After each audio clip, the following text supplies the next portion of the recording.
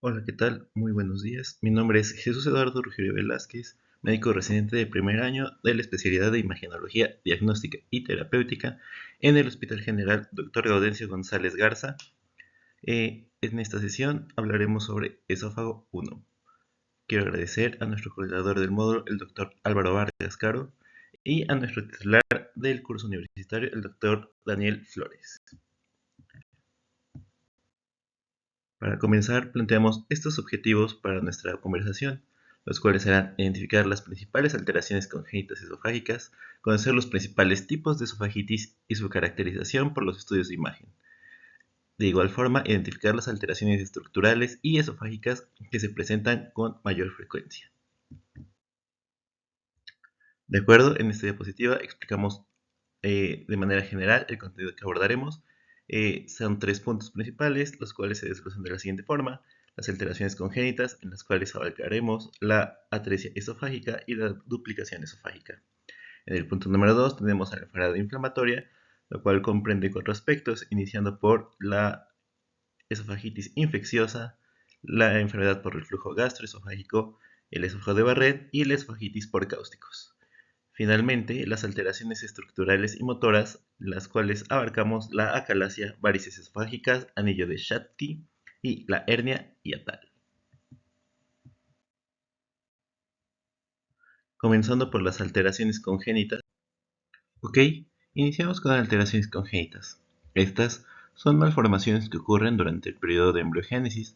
Recordemos que del intestino anterior se va a originar el esófago durante la cuarta semana de gestación. Este se va a encontrar separado del divertículo esofágico mediante el tabique traqueosofágico que estamos señalando, por lo cual deben de buscarse siempre otras malformaciones asociadas. Van a existir 5 tipos principales de malformaciones.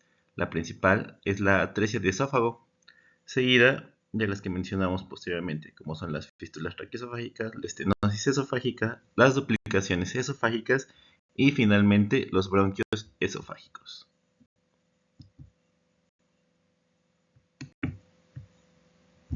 Ahora, comenzaremos por la atresia esofágica.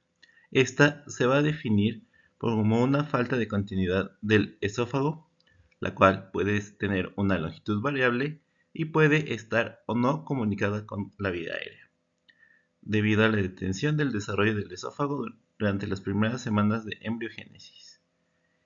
En cuanto a la incidencia de esta enfermedad, se dice que tiene un caso por cada 3.500 nacidos vivos. En México se estima que anualmente hay alrededor de 500 y 600 casos nuevos. Uno de cada 2.500 van a presentar fístula traqueosofágica y tiene un predominio por el sexo masculino con una relación 3:1. También se ha observado que a partir de las inseminaciones in vitro ha habido un incremento de este tipo de malformaciones, sobre todo en aquellos que van a nacer de prematuros. En cuanto a sus asociaciones, podemos notar que el 50% de las personas que padezcan esto tienen algún otro tipo de malformación asociada, entre las que pueden destacar las musculoesqueléticas, las cardiovasculares, gastrointestinales y por último las genitourinarias. A partir de este grupo de población que padece alguno de este tipo de malformaciones, el 7% se asociará a algún síndrome, como pueden ser el síndrome de Bacter, el síndrome de Bactere o el de Cajal. De igual forma, estos van a tener algún tipo de asociación, en las cuales vamos a dividirlas en menores, las cuales no van a afectar la supervivencia de nuestro paciente, entre las cuales encontramos los dismorfismos faciales, el labio leporino y la fisura palatina. En las mayores, las cuales no amenazan la vida de nuestro paciente, pero requieren un tratamiento inmediato, en las cuales abarcamos el ano imperforado, los defectos septales ventriculares y las fístulas rectovaginales. Por último, tenemos aquellas que van a ser incompatibles con la vida, como la agenesia renal bilateral, la hipoplasia cerebral y trisomías que van a ser la 18 y la 21. En cuanto al diagnóstico, tenemos que este puede llevarse de manera prenatal o durante el nacimiento. de manera prenatal se va a realizar por medio del ultrasonido trimestral. En este caso nos vamos a hacer un poco de énfasis principalmente en el de las 18 semanas de gestación, en el cual evaluaremos si existe un polidramnios, que va a ser útil en caso de una sospecha diagnóstica. Sin embargo, este no va a ser tan específico. Como dato podemos encontrar la ausencia de absorción por el tubo digestivo fetal. También encontramos la disminución del tamaño del estómago y una hipotropía fetal, debido a que no va a existir una absorción de nutrientes adecuada. En cambio, durante el nacimiento, este diagnóstico se puede llevar a cabo mediante el uso de sonda nasogástrica para valorar la permeabilidad esofágica. Posterior a esto, se realiza una radiografía de tórax, en la cual podremos valorar si se encuentra dicha sonda en algún reservorio proximal. De igual forma, tenemos que hacer una radiografía abdominal para ver si existe algún nivel hidroaéreo, ya sea en porciones proximales o en porciones distales. Para la clasificación de esta enfermedad se utiliza el sistema de Vogt modificado por Ladd y Gross, el cual nos dice que existen 5 tipos que van a ir de la A a la E. En este caso, la tipo A va a corresponder a una atresia esofágica aislada, sin fístula. Esta va a ocurrir del 3 al 5% de los casos, en el cual la porción distal es corta y hay una brecha larga que muchas veces va a imposibilitar la anastomosis primaria. En este caso, tenemos un esofagograma del lado derecho en el cual vamos a observar el paso del medio de contraste hasta el esófago en su segmento paratraqueal, que termina en fondo de saco ciego, este correspondiente a una atresia esofágica tipo A. Posteriormente tenemos a la atresia esofágica tipo B, la cual va a ser una atresia esofágica con fístula proximal. Esta va a ocurrir en el 2% de los casos, el segmento distal va a ser corto y la brecha muy larga. En este caso vamos a tener que el segmento proximal va a comunicar con la tráquea y el segmento distal no comunicará con nada. Del lado derecho tenemos un esofagograma en el cual observamos paso del medio de contraste a través del esófago, el cual va a comunicar con la tráquea, que va a verse opacificada de igual forma, correspondiente a una atresia esofágica tipo B. Llegamos a la atresia esofágica tipo C, la cual va a ser una atresia esofágica con fístula distal, la cual va a ocurrir en el 85% de los casos, siendo la más frecuente de todas. Su segmento proximal va a terminar a la altura de T3 y el segmento distal entra a la pared posterior de la tráquea, más o menos al nivel de la carina.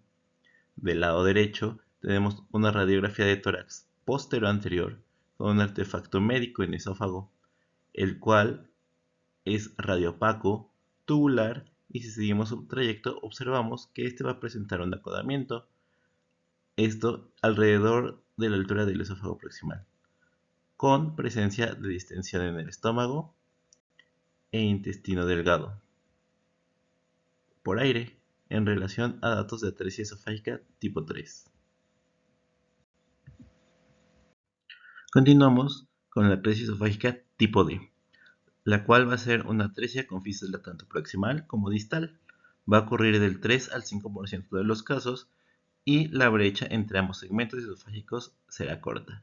Del lado derecho tenemos la magnificación de una serie esófago-gastrodenal con el paso del medio de contraste en la porción atrésica proximal.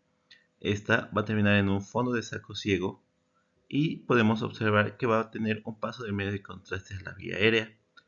A medida que este avanza opacificando nuestra vía aérea, podemos notar que vuelve a fistulizarse para continuar con su segmento esofágico correspondiente. Esto con relación a una atresia esofágica tipo B. Ya para finalizar, pero no menos importante, tenemos a la tipo E, la cual va a ser una fístula traqueoesofágica en forma de H que no va a tener una atresia esofágica. Ocurre del 3 al 6% de los casos y esta va a tener, como ya mencionamos previamente, algo muy característico, que va a ser su forma en H. Esta mide de 2 a 4 milímetros de diámetro. Del lado derecho tenemos una serie esofagostrodenal en proyección lateral, donde observamos al esófago de situación habitual.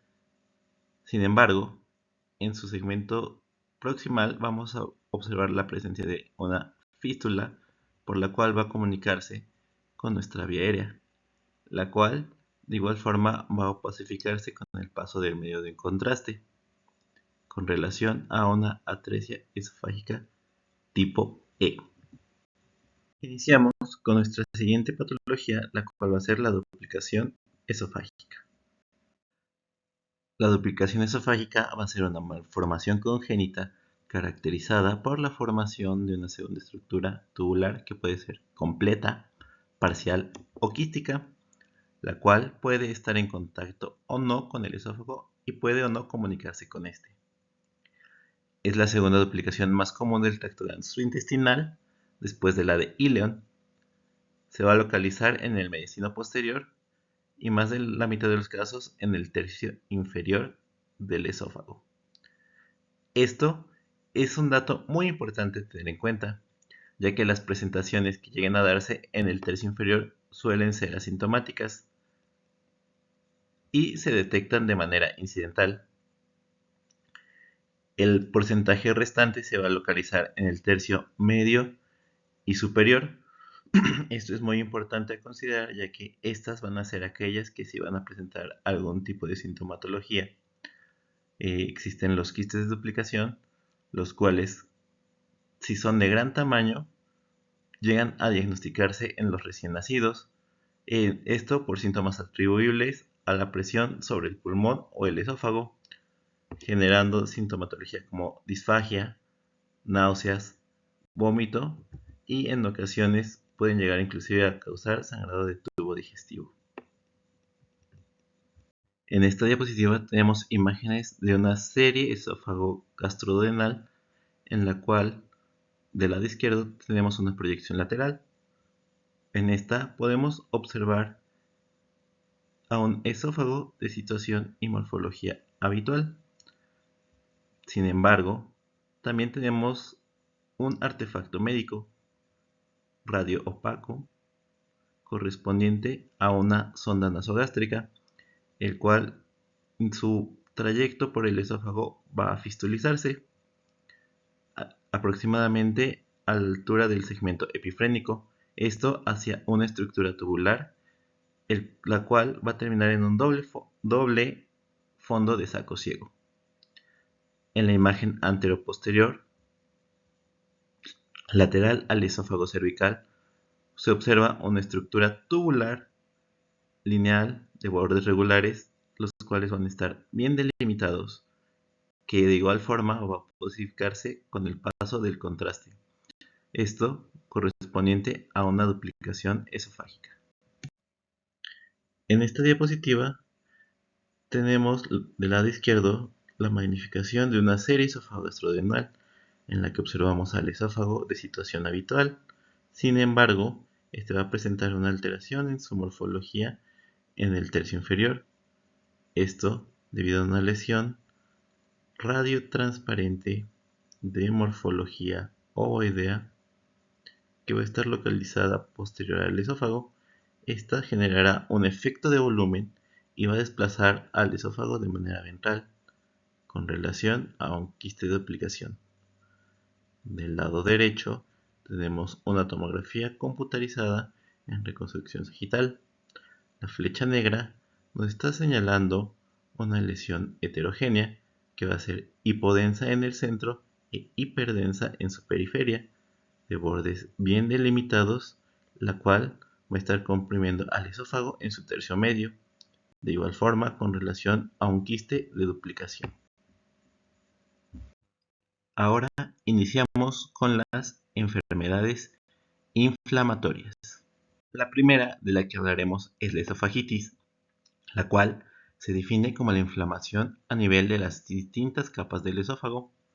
El daño que se presenta en esta enfermedad dependerá de tres factores principalmente, los cuales serán el agente causal, la gravedad de dicho proceso y la duración de la exposición al agente.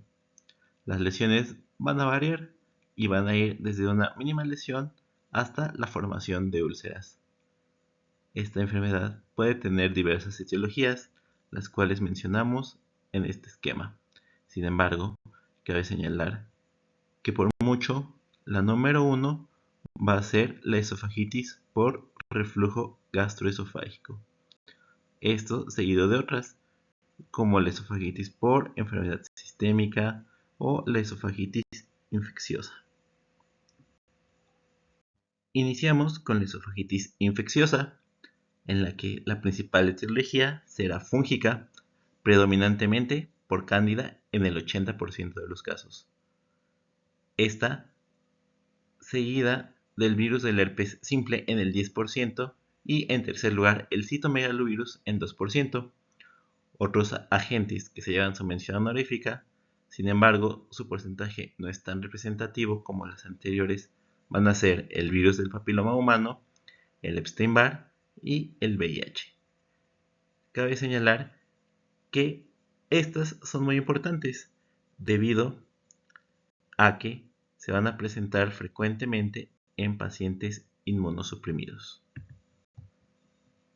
Iniciamos hablando de la más representativa, la esofagitis por cándida. Esta va a ser la más frecuente en ambos polos, tanto en pacientes inmunosuprimidos como inmunocompetentes que lleguen a tener algún factor que los predisponga. Este hongo puede encontrarse en el esófago como un comensal.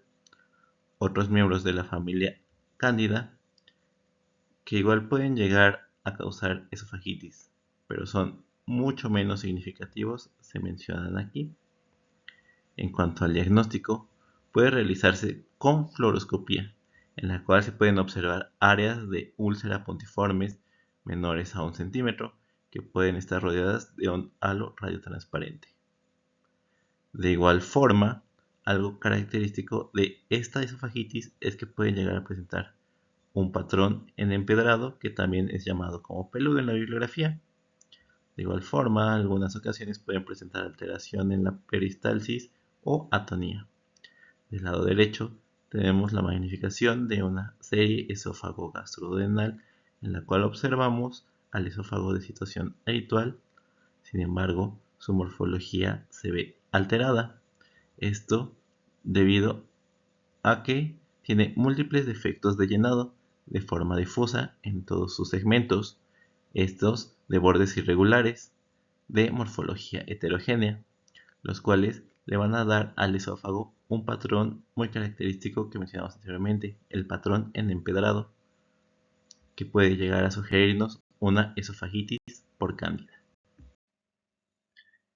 En este esofagograma observamos al esófago de situación habitual con paso de medio de contraste. Sin embargo, este presenta múltiples defectos de llenado, los cuales se encuentran en todos sus segmentos.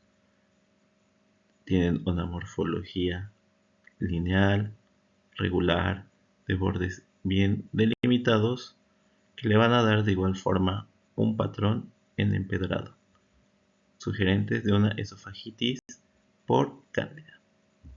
La esofagitis por herpes es causada principalmente por el herpes virus tipo 1. En esta esofagitis no va a haber un predominio de edades y, como la anterior, es común en inmunosuprimidos, principalmente en pacientes posttransplantados. Va a presentar síntomas inespecíficos como pirosis, disfagia y, en algunas ocasiones, lesiones bucofaringeas. En el esofagograma vamos a observar lesiones de pequeño tamaño en forma de placas lineales que van a tener una orientación longitudinal. Pueden acompañarse con úlceras punteadas u ovaladas que asemejan a la morfología de un diamante, la cual va a ser una morfología que va a ser muy sugestiva de esofagitis herpética. Del lado derecho tenemos una magnificación de una serie esofágo-gastroduodenal. Las flechas de color blanco señalan depósitos de contraste que tienen una morfología muy característica que va a ser parecida a la forma de un diamante. Estas con un halo radiotransparente periférico, los cuales nos van a ser muy sugerentes de una esofagitis herpética.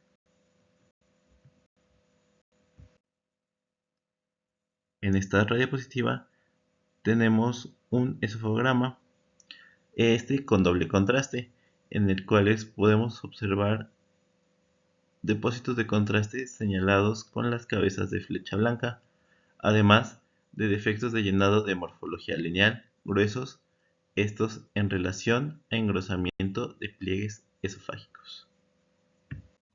La infección por citomegalovirus tiene la particularidad de que requiere estar asociada a los agentes previamente mencionados para causar esofagitis. En pacientes inmunosuprimidos tiene una alta tasa de mortalidad y en inmunocompetentes cursan de forma asintomática. En el esofagograma se pueden observar úlceras grandes, ovoideas, con un tamaño promedio de 2 centímetros. La mucosa suele estar normal y llega a afectar al antro gástrico con un patrón nodular.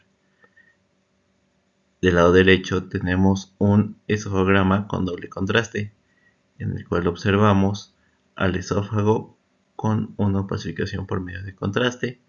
Los pliegues se llegan a observar conservados y el segmento señalado con las flechas blancas se observa un depósito de contraste de morfología circular con bordes bien delimitados correspondientes a úlceras por citomegalovirus. En esta imagen tenemos un esofagograma con doble contraste. De igual forma, señalado con las flechas blancas, se observan múltiples depósitos de contraste, estos de morfología ovoidea, alargados, con bordes bien delimitados, correspondientes a úlceras por citomegalovirus. Pasamos al siguiente subtema, el cual es la enfermedad por reflujo gastroesofágico. Antes de comenzar, me gustaría hacer algunos recordatorios de unos conceptos, como lo pueden ser el reflujo gastroesofágico, que es el proceso fisiológico por el cual el contenido gástrico se mueve de forma retrógrada desde el estómago hacia el esófago. Cabe hacer un recordatorio de que este es normal en los recién nacidos y suele durar hasta el año de edad. No obstante, algunas bibliografías mencionan que puede durar hasta los 18 meses. Pasado este periodo, ya se puede considerar como una enfermedad por reflujo gastroesofágico. El reflujo gastroesofágico no produce síntomas ni daño de la mucosa. Este va a ser el punto clave por el cual vamos a poder diferenciarlo de una enfermedad por reflujo gastroesofágico. En la enfermedad por reflujo gastroesofágico existe ascenso de contenido gástrico, pero en este ya aparecen síntomas como pueden ser la pirosis, la regurgitación o lesiones por reflujo de contenido que puede incluso afectar a la cavidad oral o vías respiratorias. Esta es una enfermedad de las más frecuentes a nivel mundial, con una prevalencia del 10 al 30%. En cuanto a sus manifestaciones clínicas, se van a dividir en intraesofágicas y extraesofágicas. Esto está señalado en la tabla de aquí al lado por si gustan verlas más a detalle. Sin embargo, lo más frecuentemente descrito va a ser la pirosis, que va a presentarse junto con un dolor retroesternal que puede estar o no asociado a regurgitación de contenido gástrico. Este es una enfermedad crónica que puede llegar a cursar con periodos sintomáticos y asintomáticos y puede llegar a presentar una intensidad variable en dichos periodos. Para esta enfermedad utilizamos estudios fluoroscópicos y la clasificación que se aplica es la de Silverman y Rey. El grado 1 es el más frecuente de todos.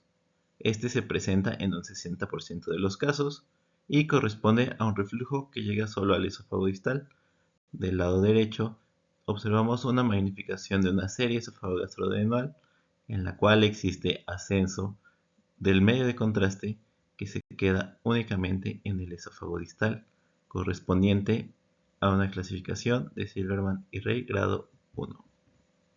El grado 2 de nuestra clasificación corresponde a un reflujo que se extiende por encima del nivel de la carina, pero no va a llegar al esófago cervical. Del lado derecho tenemos una magnificación de una serie esófago-gastrodenal en la cual se observa ascenso del medio de contraste justo justo por encima del nivel de la carina que podemos delimitar.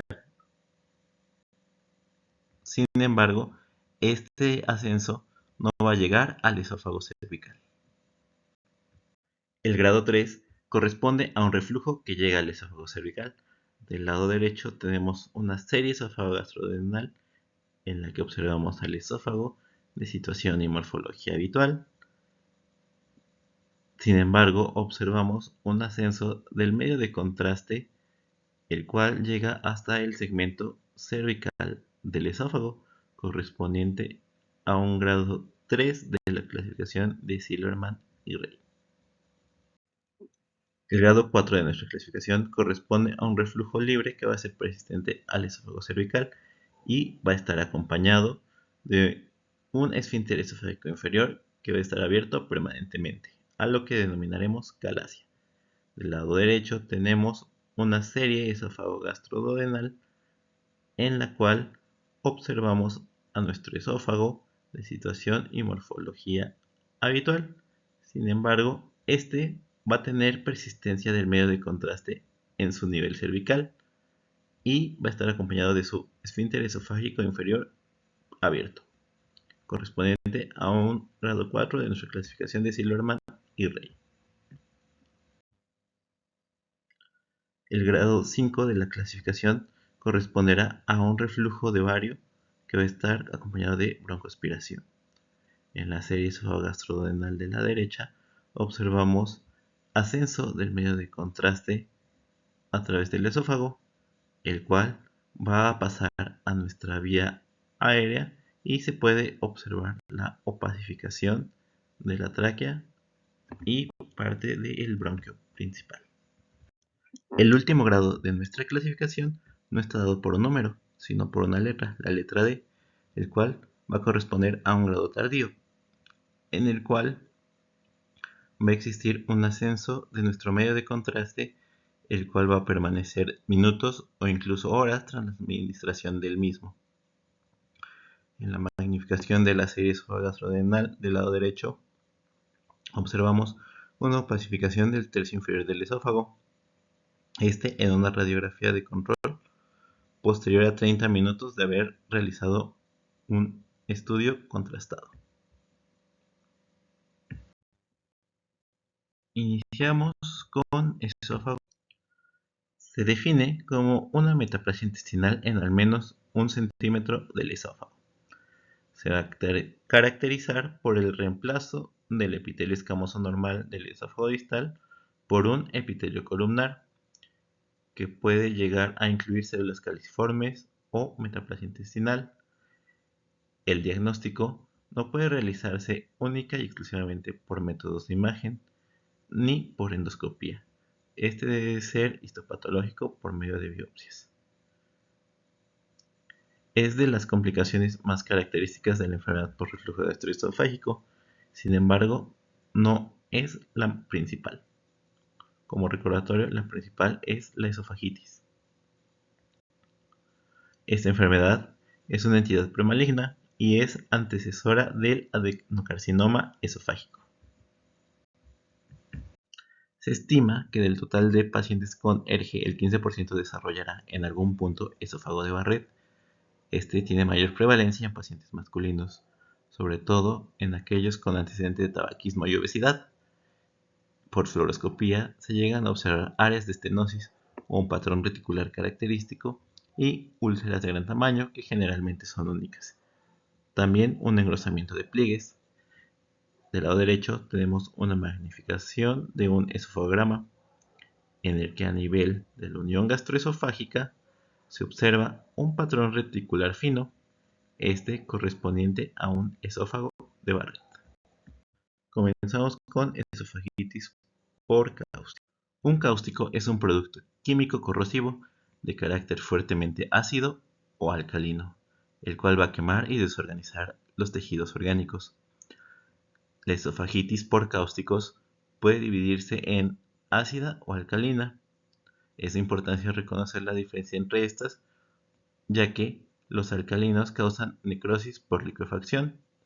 En esta existirán lesiones localizadas, es decir, lesiones que no serán extensas, pero serán de mayor profundidad. En cambio, los ácidos causan necrosis coagulativa, en la que se presentarán lesiones muy extensas, pero estas serán superficiales. La extensión y la severidad de la esofagitis por cáusticos dependerá de muchos factores, como el tipo de producto que se utilizó, la concentración de este, la cantidad que se llegó a ingerir y un estado previo de la mucosa. Es importante tener en cuenta que gran parte de los productos que tenemos en casa pueden ocasionar esofagitis por cáusticos, de tal forma que la prevalencia de esta enfermedad está en menores de 5 años, con un pico en los menores de 2 años. De igual forma, es muy representativo en pacientes de la tercera edad, ya sea en pacientes con alguna enfermedad psiquiátrica de base o en aquellos que tienen fines de autólisis. Para su división, tenemos que esta va a estar dada por cronicidad, dividiéndola en fase aguda, que va a abarcar desde los primeros 10 días desde la ingesta, subaguda, correspondiente a un rango entre 10 y 20 días, y finalmente la crónica, que ocurre después de los 21 días.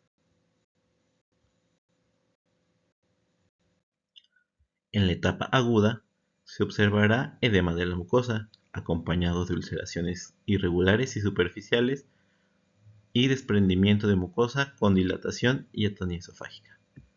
La etapa subaguda es muy similar a esta, simplemente se agregan estrechamientos esofágicos que van a ser leves. Del lado derecho observamos una serie esófago-gastrodenal con un esófago de situación habitual y una morfología irregular, este con defectos de llenado en su tercio superior correspondiente a úlceras y desprendimiento de mucosa. La esofagitis crónica va a presentar amplias áreas de estenosis con aspecto filiforme, secundario a áreas de cicatrización y fibrosis que pueden afectar cualquier segmento del esófago. Del lado derecho tenemos una serie esófago-gastrodenal con esófago de situación habitual. Sin embargo, este va a presentar una disminución de su diámetro y una morfología irregular con aspecto filiforme al paso del medio de contraste que abarca todas sus porciones, correspondiente a una esofagitis por cáusticos de etapa crónica. En nuestro último grupo de temas hablaremos de las alteraciones motoras y estructurales del esófago. Las alteraciones esofágicas las clasificaremos en dos tipos: las motoras, las cuales van a afectar la función muscular y de la motilidad esofágica, con alteraciones en su contracción, relajación y coordinación. En esta vamos a encontrar a la acalasia. Por otro lado, las alteraciones estructurales van a implicar alteraciones físicas o anatómicas de la estructura del esófago. En estas vamos a abarcar a las varices esofágicas, al anillo de Schatzki y a la hernia hiatal. Acalasia proviene del griego akalasis, que significa falta de relajación. Esta se define como la ausencia de ondas peristálticas y falla en la relajación del esfínter esofágico inferior tras la deglución, sin importar la posición corporal. La falta de relajación se asocia a un peristaltismo inadecuado, lo cual va a dar origen al signo muy característico de esta enfermedad, que va a ser el pico de Abel. Esta tiene una clínica insidiosa, la cual va a iniciar con una disfagia a sólidos que se vuelve progresiva a líquidos. Se está acompañada de dolor retroesternal y pérdida de peso. Esta es una enfermedad rara, de tal forma que tiene una incidencia de 0.5 casos por cada 100.000 habitantes al año. Puede presentarse en cualquier edad, sin embargo, su pico de incidencia está entre los 30 y 60 años. Afecta tanto a hombres como mujeres, sin embargo, se ha observado que tiene un ligero predominio en mujeres. En México, reportes describen que la media de edad de afección es a los 45 años y el tipo 2 es el subtipo más frecuente. La acalasia puede ser primaria o secundaria. La primaria va a ser idiopática, esto por degeneración de las neuronas inhibidoras del plexo mientérico. En cambio, la secundaria es debida a otras causas como una cirugía bariátrica, una fundoplicatura, radiación o tratamiento con opioides. Por imagen vamos a dividir a la acalasia en 3 grados. El grado 1 va a tener un diámetro menor a 4 centímetros, una onda peristáltica que no va a avanzar más allá del tercio medio y un nivel hidroaéreo en el estómago que va a estar presente. En el grado 2, el diámetro va a ir de 4 a 6 centímetros y va a adoptar un aspecto fusiforme, va a tener contracciones terciarias y un nivel hidroaéreo gástrico disminuido. Para el grado 3 tendremos un diámetro mayor a 6 centímetros y el esófago adoptará un aspecto tortuoso. El medio de contraste no va a avanzar a través de él y el nivel hidroaéreo va a estar ausente. Se va a formar el muy característico signo conocido como pico de pájaro. Como primer método de imagen tenemos a la radiografía, la cual nos puede aportar algunos datos, como puede ser la ausencia de nivel hidroaéreo en estómago, el desplazamiento traqueal anterior en una proyección lateral, la presencia de un nivel hidroaéreo en esófago y la muy característica dilatación esofágica. Del lado derecho tenemos una radiografía de tórax posterior anterior en la cual podemos observar una radiopacidad en el hemitórax derecho. Esta radiopacidad es heterogénea, de bordes regulares bien delimitados. Esta correspondiente a una dilatación esofágica con un nivel hidroaéreo en su segmento aórtico. Por fluoroscopía también tenemos datos muy característicos como pueden ser la dilatación esofágica, la presencia de ondas terciarias y el signo del pico de pájaro, que también es conocido como cola de ratón o de punta de lápiz. También se puede llegar a acompañar del signo de las vías del tren, que va a ser un defecto de llenado central. En la magnificación de la serie esofagostrodenal que tenemos del lado derecho, se observa un esófago con adecuado paso del medio de contraste hasta su segmento distal, en el cual se va a evidenciar una zona de estrechamiento, la cual al medirse se refiere que esta mide menor a 2 centímetros.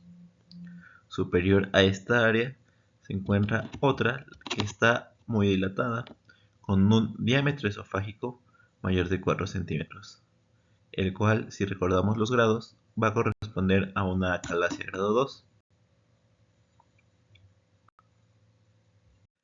En esta diapositiva tenemos la imagen de un esofagograma en el cual observamos al esófago de situación habitual con una disminución en su diámetro en la unión gastroesofágica que nos permite observar el muy característico signo del pico de pájaro. De igual forma, señalado con la flecha negra, podemos observar ondas peristálticas terciarias. Iniciamos con varices esofágicas. Estas van a ser vasos colaterales portosistémicos que van a ser consecuencia de la hipertensión portal, en el cual van a encontrarse las venas submucosas dilatadas. El sangrado varicoso va a representar del 10 al 30% de los casos de sangrado de tubo digestivo alto. 40 a 50% de los pacientes con cirrosis hepática presentan varices esofágicas al diagnóstico y su sangrado está determinado por el tamaño de las varices y el grado que llegue a presentar en la escala de Child-Pugh. Dependiendo del estudio de imagen que utilicemos, serán los datos que podamos observar. La radiografía de tórax es un poco inespecífica, sin embargo, llega a presentarse una tumoración en mediastino posterior. Por fluoroscopía, llegan a observarse defectos de llenado que van a tener una morfología longitudinal u ovalada, va a tener una característica de ser serpentiforme y similar a un rosario. Por tomografía, va a haber imágenes tubulares tortuosas de gran tamaño que al ser vasos van a tener un realce a la aplicación de medio de contraste. En esta diapositiva tenemos dos imágenes de una serie esófago-gastrodenal.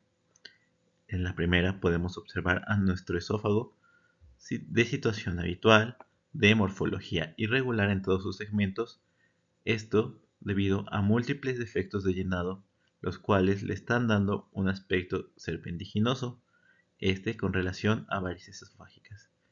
De igual forma, en la imagen del lado derecho podemos observar a nuestro esófago, el cual presenta una morfología irregular, de igual forma por múltiples defectos de llenado, que le van a dar el mismo aspecto serpentiginoso. En esta diapositiva tenemos una tomografía computarizada en una adquisición transversal con ventana para mediastino y aplicación de medio de contraste. A nivel esofágico se observan múltiples imágenes que van a tener una morfología ovoidea con bordes bien definidos y que van a presentar un realce significativo a la aplicación de medio de contraste, estos con relación a varices esofágicas. Ahora pasamos con el anillo de Schatzki. El anillo de Schatzki es una estructura membranosa que va a estar formada por mucosa y submucosa, que va a estar localizada en la unión gastroesofágica. Esta va a ser una construcción del anillo B, que si bien recordamos, el anillo B va a corresponder a la unión gastroesofágica verdadera y está situada por debajo del diafragma. Este se va a dividir por grados dependiendo del grosor que llegue a presentarse. Un grosor menor a 13 centímetros va a ser meramente sintomático. De 13 a 20 centímetros es algo un poco más tolerable, de tal forma que a veces pueden ser sintomáticos o no. Un estrechamiento mayor a 20 milímetros rara vez va a producir algún tipo de síntoma. Por su epidemiología, va a tener una prevalencia del 6 a 14% de la población, va a ser más frecuente en edad avanzada y con una predilección por el sexo masculino. Clínicamente, como habíamos mencionado anteriormente, van a ser asintomáticos la mayoría de las veces. Sin embargo, si se llega a presentar, el síntoma más frecuente va a ser una disfagia sólidos acompañada de regurgitación y pirosis. Hay que tener muy en claro y en cuenta que muchas veces esta enfermedad va a estar asociada a hernia hiatal, esto secundario al reflujo gastroesofágico, y en menor medida está asociada a esófago de Barrett. Por métodos de imagen utilizaremos la fluoroscopía, en la cual se evidenciará un estrechamiento circunferencial en la unión gastroesofágica. Esto por un anillo que va a medir de 1 a 3 milímetros, que no se va a poder distender. Del lado derecho tenemos un esofagograma en el que tenemos al esófago de situación habitual con adecuado paso de la columna varietada. A nivel de la unión gastroesofágica se evidencia un ensanchamiento o impronta, el cual corresponde al anillo de Schatzki. En esta diapositiva les presento otra serie esófago-gastrodental en la cual observamos al esófago de situación habitual con adecuada pacificación de todos sus segmentos sin defectos de llenado ni depósitos de contraste. En su tercio inferior se logra identificar una contracción sostenida de la unión gastroesofágica correspondiente a un anillo de Schatzki. Si somos observadores, esta unión gastroesofágica se está localizando por arriba de nuestro diafragma, lo cual correspondería a una hernia hiatal tipo 1 que está acompañando a nuestro anillo de Schatzki como una de las principales asociaciones que habíamos mencionado previamente. Ya para finalizar, hablaremos sobre hernias hiatales. Una hernia hiatal va a ser una protrusión o prolapso del contenido abdominal al tórax, esto a través del hiato esofágico a nivel de T10. La hernia diafragmática va a poder clasificarse en dos tipos, en una congénita o adquirida. Las adquiridas pueden tener diferentes causas, que pueden ser traumáticas y no traumáticas. Entre las no traumáticas vamos a encontrar a la hernia hiatal. Su epidemiología nos indica que la hernia más frecuente va a ser la tipo 1 en un 95% de los casos, con una incidencia de 5 por cada 1000 habitantes. La edad de presentación más frecuente va a ser de los cuarta a la sexta década de la vida y va a tener un predominio en el sexo femenino. Comenzando con su clasificación, vamos a tener a la hernia yatal tipo 1, que es por deslizamiento. Esta es del tipo más frecuente. Generalmente van a ser pacientes asintomáticos. Si llegasen a presentar algún síntoma, va a ser secundario a reflujo gastroesofágico. Esta se da por un ensanchamiento del hiato esofágico y laxitud de la membrana frenoesofágica, lo que permite un deslizamiento superior de la unión gastroesofágica. Del lado derecho tenemos una magnificación de una serie esófago-gastrodenal en la cual observamos a la unión gastroesofágica que se desliza justamente por encima del hiato esofágico, correspondiente a una hernia yatal tipo 1. Podemos utilizar otros métodos de imagen como pueden ser la radiografía, que si bien no nos va a servir para la clasificación de una hernia, nos puede orientar para saber que existe un ascenso del contenido abdominal a la cavidad torácica. En esta radiografía de tórax postero-anterior podemos observar una radiopacidad con bordes convergentes bien definidos que van a ser correspondientes al signo tóraco-abdominal positivo, el cual nos puede llegar a orientar o a sugerir un diagnóstico de hernias. Pasamos a la hernia yatal tipo 2, la cual es la paraesofágica. Esta va a tener un defecto anterolateral de la membrana frenoesofágica, a través de la cual se va a poder herniar el fondo gástrico. En esta, la unión esófago-gástrica va a permanecer en su localización habitual. Ojo al dato, esta va a permanecer por debajo del diafragma. Del lado derecho vamos a tener una magnificación de una serie esófago-gastrodenal en la cual observamos el ascenso del fondo gástrico por arriba del hiato diafragmático, que va a tener una ubicación paraesofágica. Notamos cómo la unión gastroesofágica va a permanecer en su sitio habitual por debajo del diafragma. Esto en relación a una hernia yatal de tipo 2. Pasamos a la hernia yatal tipo 3, que va a ser de tipo mixto. De esta, su nombre nos está dando la pauta para identificarla, debido a que en esta va a haber un ascenso del fondo gástrico, que esta vez sí va a estar acompañada de un deslizamiento de la unión gastroesofágica por encima del diafragma. Esta vez no se mantendrá en su situación habitual. Estas suelen ser de gran tamaño y pueden llegar a estar asociadas a malrotación gástrica. Del lado derecho tenemos una magnificación de una serie esófago-gastroduodenal en la cual podemos observar el ascenso del fondo gástrico junto con la unión gastroesofágica. Todo esto por arriba del diafragma en relación a una hernia yatal tipo 3. Ya para finalizar tenemos a la hernia yatal tipo 4 gigante o compleja. Esta va a ser un gran defecto de la membrana frenoesofágica que permite la herniación de elementos intraabdominales a la cavidad torácica. En la parte inferior observamos una tomografía computarizada en adquisición transversal con ventana paramediastino, en la que se evidencia una situación de estómago alterada, ya que fondo y parte del cuerpo gástrico han ascendido hacia el mediastino posterior.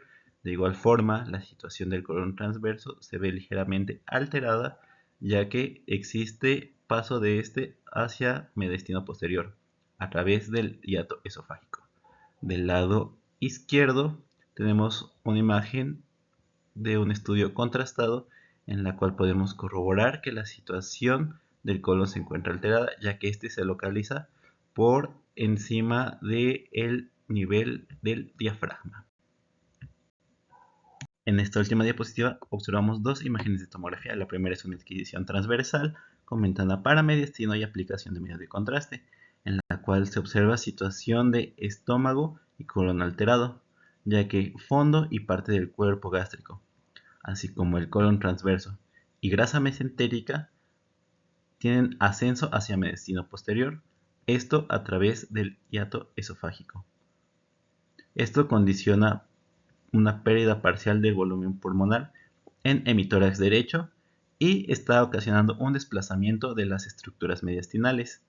Del lado derecho tenemos una reconstrucción coronal de este mismo paciente, en el cual podemos evidenciar de mayor forma cómo estas estructuras abdominales están desplazándose hacia el tórax a través del hiato esofágico. Todo esto en relación a una hernia hiatal tipo 4. Como conclusiones, tenemos que el estudio del esófago mediante técnicas de imagen permite una evaluación precisa y no invasiva de sus principales alteraciones. Al identificar oportunamente las malformaciones congénitas, caracterizar adecuadamente los diferentes tipos de esofagitis y reconocer las alteraciones estructurales y motoras más frecuentes, se contribuye de manera significativa al diagnóstico temprano y al manejo adecuado de las patologías esofágicas. Los estudios de imagen representan una herramienta útil e indispensable en la práctica clínica moderna para el abordaje integral del paciente con síntomas esofágicos. Y la bibliografía consultada para esta presentación. De mi parte eso sería todo y muchas gracias por su atención y tiempo.